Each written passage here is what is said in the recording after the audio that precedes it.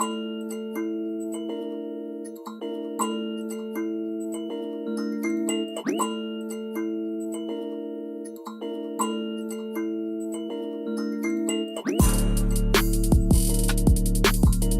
welcome everybody to a special edition of Headlock Talk.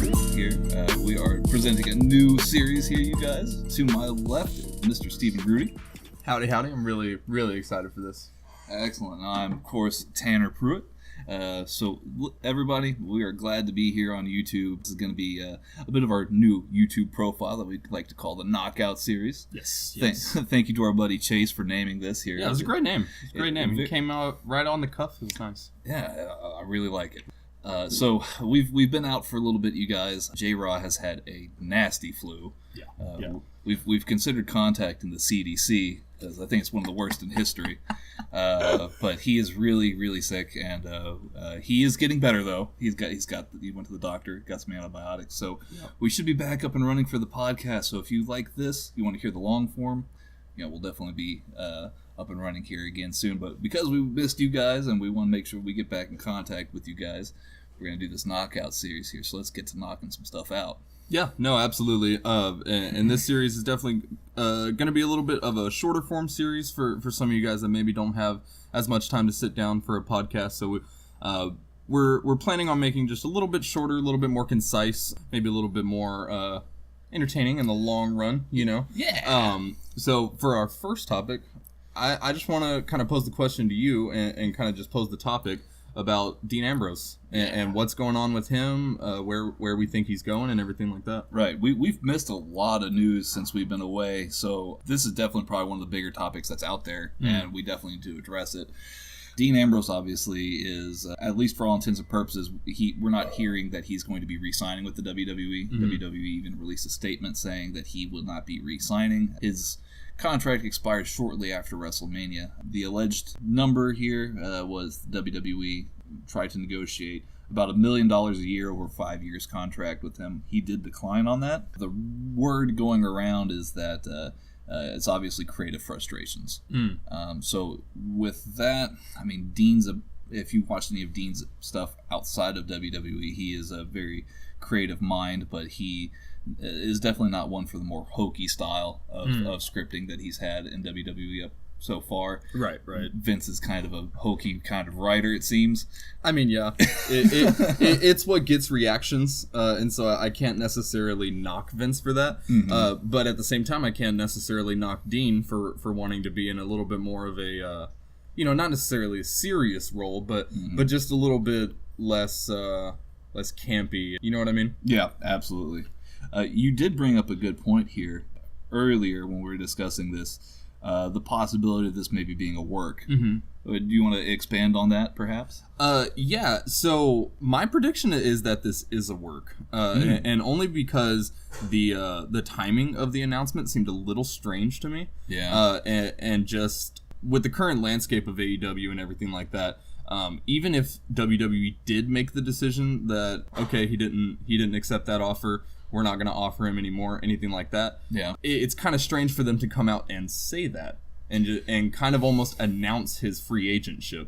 Right. You know what I mean? Because if they weren't going to keep him or, try to fight a little bit more for him, I would think that they would want to kind of keep that under wraps. Yeah, they would definitely not want to be talking about this, out publicly. It's normally like a behind closed doors kind of scenario. Yeah. And I think there's definitely maybe slight allusions to maybe CM Punk's situation from 2011, where CM Punk came out, he did the whole pipe bomb promo saying he's not coming back, he's not re-signing, he's going to take the WWE title from John Cena, right off into the sunset.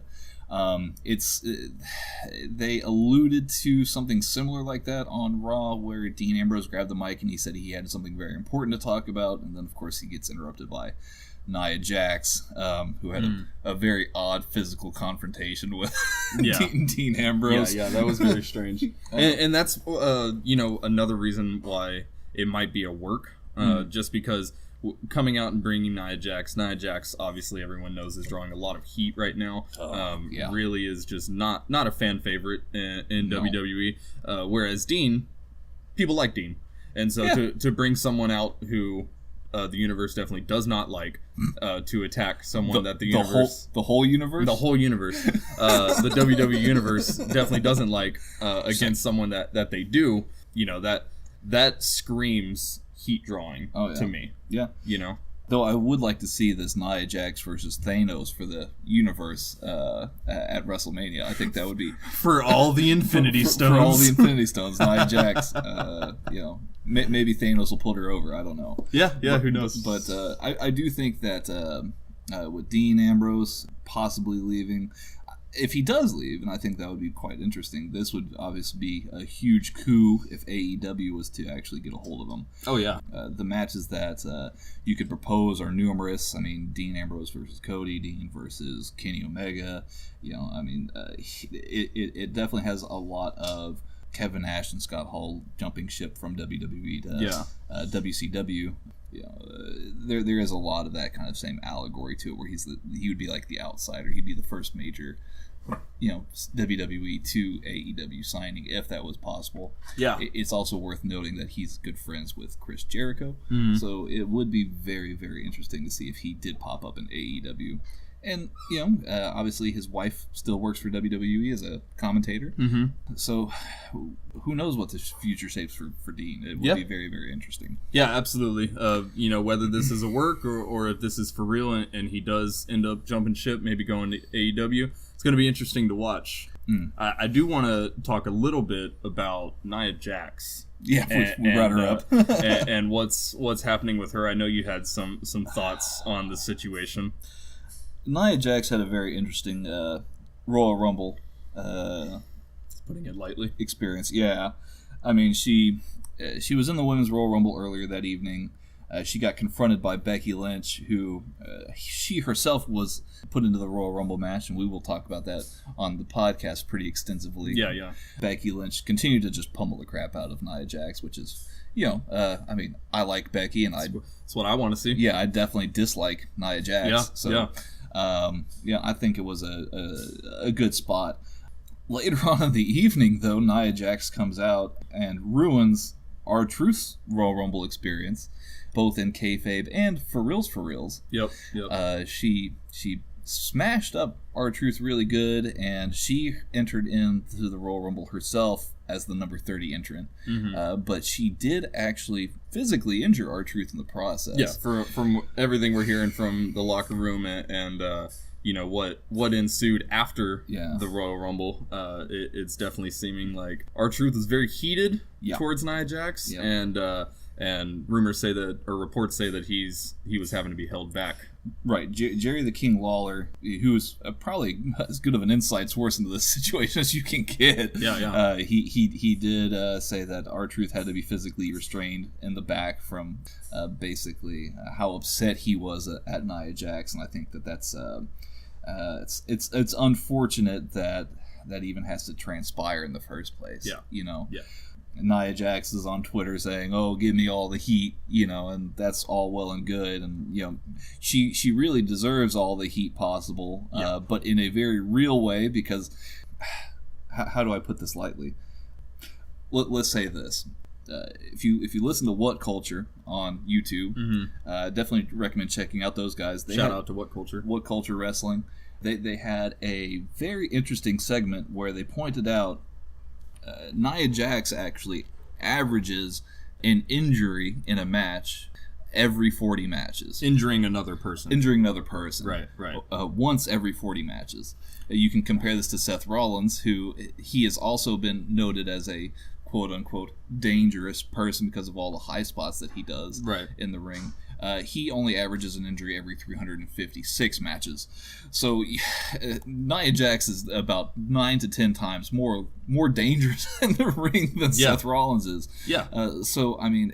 Numbers don't lie, people. Numbers definitely don't lie. I think it is very... What's the nicest way to put this here? I do believe that she's being protected to an extent. Both by WWE and by her reputation as being part of the family, same family as The Rock. And absolutely. The Usos. You know, there's definitely some protection that has to come with being so-called WWE royalty. Because just think about what happened with the whole Becky situation. Yeah. And if Nia Jax was not a relative of The Rock, yeah, she would have been released for that. 100%. I think so. You don't get to break the face of our number one woman's competitor and just walk away from that. Now that was a star-making moment for Becky. So I mean, the more I think about it, the more that I can kind of see the silver lining on it. But again, if you're injuring people once every 40 matches, that's a very frequent number. You're a liability at that point. You're very much a liability. And I mean, I've heard the opinions range from, okay, go ahead and send her back to developmental, or should she be released?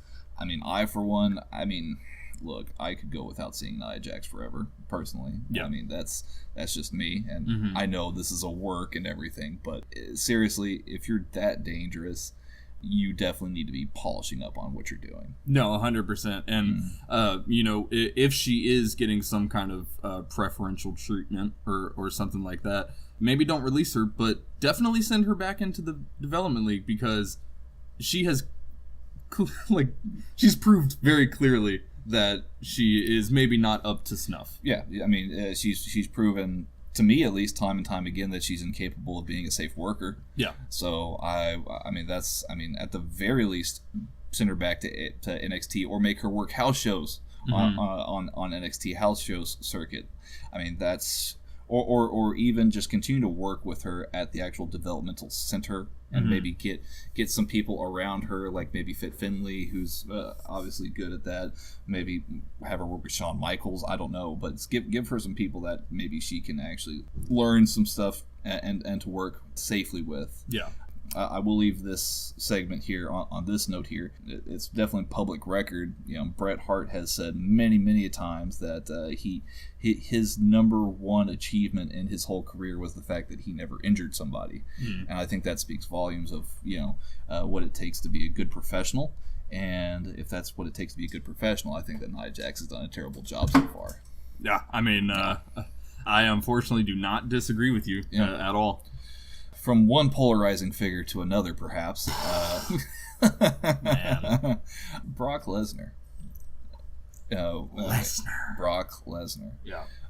So what is he looking like on the road to WrestleMania, Stephen? What do you do you see this this angle here with Seth Rollins panning out? I mean, how do you feel about this thing? I mean, at this point, there's no other way it can go. With Seth Rollins winning the Royal Rumble, getting his chance at a title match at WrestleMania, there's really no other way that this can go. I'm 100% certain that we're going to be seeing Brock Lesnar versus Seth Rollins for the Universal title at WrestleMania, 100%. Right. I know there's been talks with Brock Lesnar possibly wanting to take a step back from WWE, do some more UFC stuff. Yep. And at WrestleMania, if Seth Rollins is able to pull it out, that would line up perfectly with the timeline that Brock is looking for. So in terms of WrestleMania, I don't see it going any other way. That's the most logical way, and I don't see another way. No, I absolutely agree, 100%. I think it would be very, very interesting to see if maybe I have heard a lot of people saying, okay, well, is this Monday Night Raw thing, is it a declaration that he is going to be facing Brock Lesnar, or maybe that he would actually end up facing Daniel Bryan, because Seth Rollins was given 6 F5s. Yeah, I mean that was a bit overkill, don't you think? No, definitely. But that just kind of goes on more on my thoughts with Brock, and everything about Brock is overkill. I don't know. I don't necessarily want to turn this into the Brock hating segment. If you guys have listened to the podcast, you know my thoughts on Brock. Yeah. My best case scenario is that this leads to the Seth Rollins Brock Lesnar match at WrestleMania. Brock drops the title to Seth, and for lack of a better word, we never hear of Brock Lesnar in WWE again. That would be my best case scenario. Do I think that's going to happen? No, I unfortunately don't think that's going to happen. See, I mean, if I was given my own personal preferences as to how to book Brock from Royal Rumble to WrestleMania, I would have actually said have Brock drop the title to Finn Balor at Royal Rumble. You have Finn come out as the demon and actually overcome the odds to beating Brock Lesnar. I think that's what people were clamoring for 2 years ago, but it didn't happen, or at least a year ago. You could certainly have it played up to where maybe Braun Strowman came out and interfered in the match, and you could have him maybe write in a story.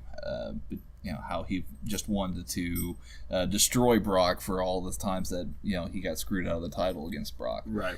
So I mean, you could have had that be the send off, have just a mean guy match, make it like a no disqualification, just a complete big guy brawl. Oh yeah, and have Braun go over and Brock go out and do whatever is next for Brock, but. I think we will ultimately see Brock versus Seth at WrestleMania, and that will most likely go down as Brock putting Seth over on the way out. I feel like that will probably ultimately be, maybe in my opinion, I didn't necessarily dislike the Finn versus Brock match, but I feel like Seth versus Brock might have a potential for being even more special. Yeah, for sure. And real quick, I just wanted to touch up on one thing that we've heard from Jericho recently in a since deleted tweet. He did claim that he wants to fight Brock Lesnar, and that he thinks that they would put on a good match and all this other stuff. I just want to say, for all the wrestling fans out there, Brock, don't go to AEW. Please do not, because AEW is our chance for a fresh start. And for if Brock Lesnar goes to AEW, I guarantee he would be written for in a better way. Yeah, but.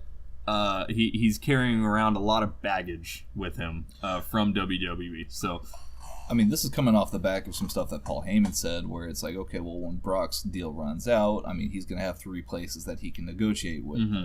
It could be WWE, it could be UFC, and then it could also be AEW. And now that was a very interesting drop, and of course, Jericho, he's no stranger to maybe saying some controversial things to get some. Grab some heat and grab some attention. Yeah, for sure. The Chris Jericho's tweet got deleted, very, very quickly. Because you can't guarantee that Brock would come to AEW. Whether he deleted it or someone in his circle was like, "Hey, maybe not a good idea." Someone decided that. Maybe the Young Bucks or Cody got in touch with him and was like, "Okay, hey, cool your jets here a little bit." Yeah. I could see Brock staying with WWE. I could maybe see even a little bit clearer him going in for one more UFC fight, maybe against Daniel Cormier, which would be that would be interesting, to say the least. But of course, who knows? Only Brock really knows what he might end up doing. And I think ultimately Brock's going to do what Brock does, and that's follow the money. Right. So he's just going to have to play by ear and see how much money's being thrown around. Jericho did say that his contract with the AEW was the best deal that he's ever gotten, including in WWE. So maybe that's why Brock's being thrown this option here for AEW. Who knows? Let's get to some fun stuff. Yeah, let's. So first off, and we're going to cover this in more detail on the podcast later, you guys. So don't forget to check out and subscribe to Headlock Talk podcast on iTunes and Spotify and Stitcher. Also on YouTube. So subscribe to us here if you haven't subscribed yet. Yes. I would highly recommend it, because we're going to continue to put out these little shorts and good content here. But for this mini podcast, part of our Knockout series here, we did see a very interesting situation on the last NXT TakeOver Phoenix. After the match between Tommaso Ciampa and Aleister Black, Johnny Gargano comes out. He kind of looks over at Ciampa's title. We were almost teased a little bit of whether or not he's actually going to maybe be rivaling with Tommaso Ciampa. But they both end up holding up the titles. Yes. Now, after the show goes off let me just say, huge moment. And I squealed like a little girl. Steven was in my living room, and he was just like, "What?"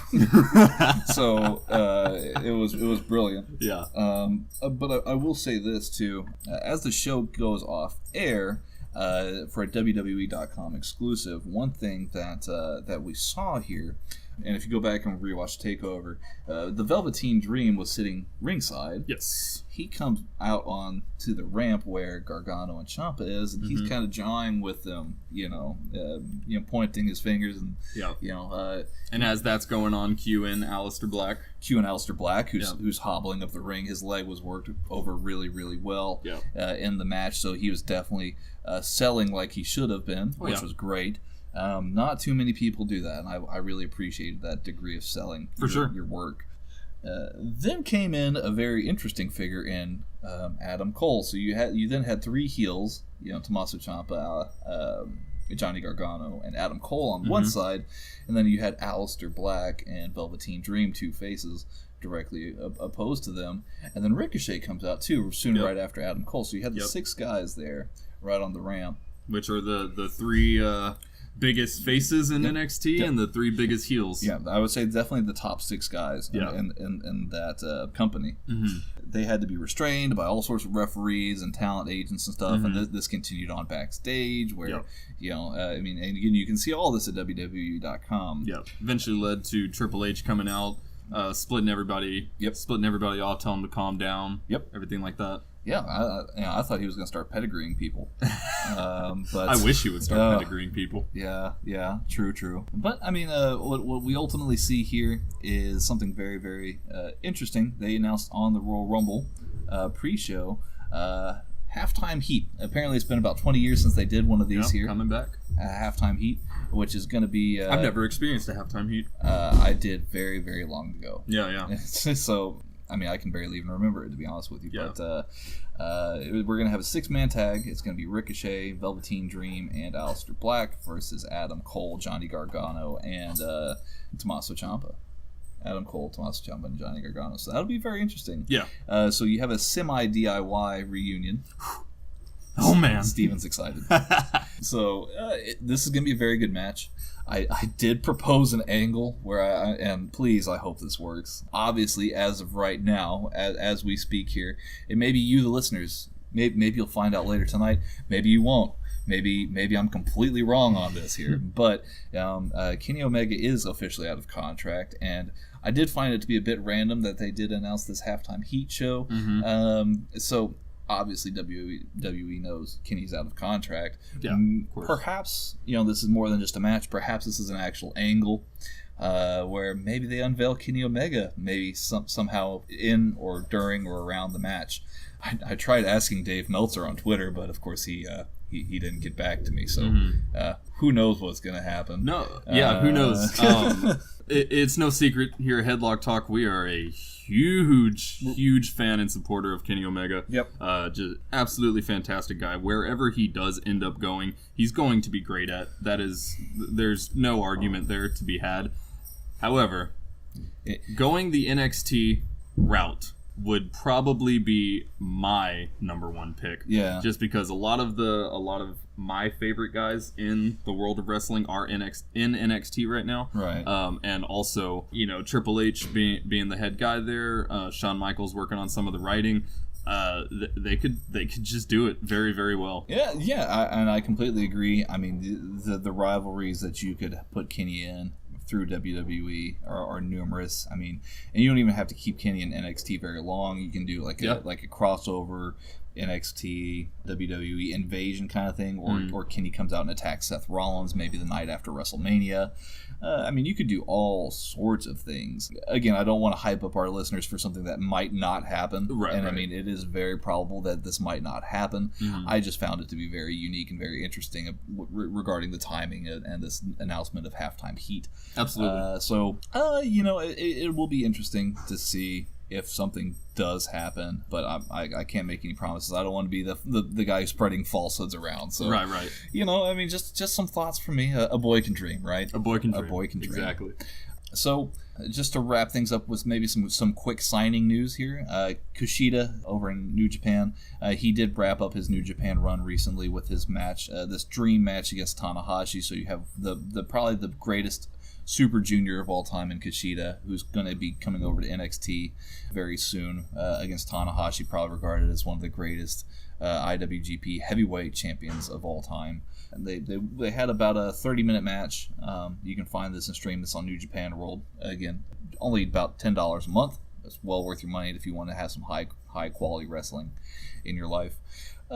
He's definitely coming to NXT. I think it's going to be very exciting. Oh, yeah, absolutely. And especially with the current climate we have in NXT where, after Halftime Heat, you have to assume that one or two of those guys are going to be moving up to the main roster at some point soon. Very soon. And so with a big name like Kushida coming in, possibly being able to fill some of those shoes, great timing. Absolutely. And I wish Kushida all the best. I know it was a very emotional performance for him, and definitely looking forward to see him grace the ring at NXT. He's going to be over pretty well. Yeah, he might have to polish up. I don't know what his English is like. I do hope that it's that he polishes up and makes it where he can cut some good promos too. I think that would be very interesting. I think that's one place where maybe other New Japan crossover talents have maybe lacked in a little bit recently. So we'll just have to wait and see. Other big signings here. Some AEW signing news. There was an event very, very recently where Pentagon Jr., who is fantastic, him and his brother Phoenix, they were both at the original All In show. They were working a match, and after the match was done, the Young Bucks came out and extended an offer to Pentagon Jr. and Phoenix to join AEW. And they said that they didn't have any paperwork, but at least a handshake would do for now. And they shook hands. So bam, paperwork. Yep. Now, Chris Jericho did make a little bit of faux pas. It seems like maybe social media this week is not his strong point. He did say that, they've got an exclusive deal. Now, this is not necessarily true. Pentagon Jr. and Phoenix both have commitments still in Mexico, and I think in the U.S. as well. I think they're still doing work with Impact Wrestling at the moment. Okay. But I'm sure as long as those commitments get wrapped up, they would have maybe some exclusivity to AEW, and I think that's for the best. Pentagon Jr. and Phoenix are both amazingly talented. Pentagon had a very, very good match with Kenny Omega at the original All In show. Yeah. And Phoenix was part of that all-star tag team match that happened with the Young Bucks and Kota Ibushi. Also had Rey Mysterio and Bandito, who's now with Ring of Honor. So if you haven't checked out the All In show, you can also find that at the New Japan World online streaming service. Again, just $10 a month. Very worth your money. Very much worth your money. I highly recommend checking that out. Stephen, you had posed to me some questions before we got this thing started about WrestleMania, and I'm curious to know about your thoughts on this here. What do you see happening? Who's main eventing? How would you play out this WrestleMania here before we go? Well, like I said earlier in the Brock Lesnar segment, for me there is no question on who's going to be main eventing WrestleMania. It is going to be a Brock Lesnar, Seth Rollins title match for the Universal Championship. And WWE keeps saying these things like, you will have a main event, not necessarily the main event. So I see. Do you see that closing the show? Brock versus Seth? I don't want it to. But with the love that Vince has for Brock, yes, that is what I see happening. Okay. Because there has been a lot. Maybe this is how I would do it. And again, maybe I'm crazy because of all the Kenny Omega stuff that I said earlier. But from what I understood, they've been trying to do a women's main event. Like, to close WrestleMania would be one of the women's matches. Okay. And I think that it would be very wise of WWE if they did close it with Ronda Rousey versus Becky Lynch, perhaps. Yeah. Becky Lynch came out on Raw the night after the Royal Rumble, and she was over to a nuclear extent. The pop was huge. And it was her and Rousey in the ring, and the Rousey promo was very heated. Rousey said that she could literally kill Becky Lynch if the only thing stopping her was that she chose not to. Oh, cool. Yeah, great. Cool. So we're talking about murder on a pro wrestling show, which is great. Hey, get rid of that PG rating. Yeah, right. Goodbye PG ratings. Yeah. But Becky Lynch was super duper over. The crowd loves her, obviously.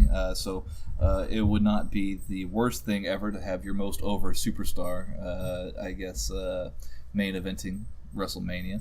The addition of Charlotte might be a possibility as well. I think that would be interesting. Maybe a three-way main event between Becky, Charlotte, and Ronda, because I think all three women have unfinished business with each other.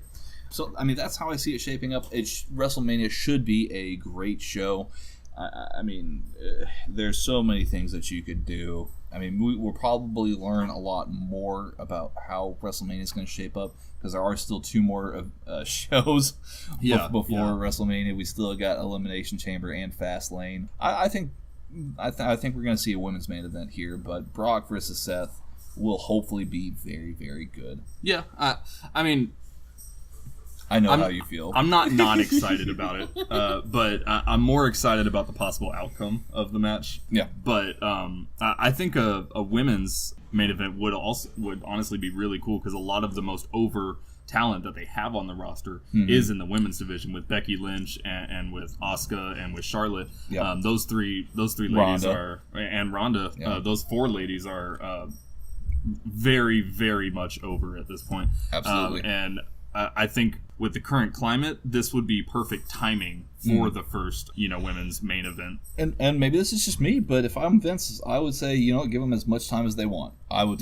say, make this the spectacle. This women's match, this potential 3-way women's match, if that's what it comes down to be. If it is 3 women, Becky, Charlotte, and Ronda, dude, make it, anything goes, no disqualifications, 30 minutes, maybe even make it an elimination match and draw it out to be like a 30-minute spectacle. Or maybe if it is an elimination match, depending on I don't necessarily want to see this, but I could see the writing going this way, depending on the heat that Nia Jax keeps getting or continues to get on the road to WrestleMania, possibly even a fatal 4-way elimination.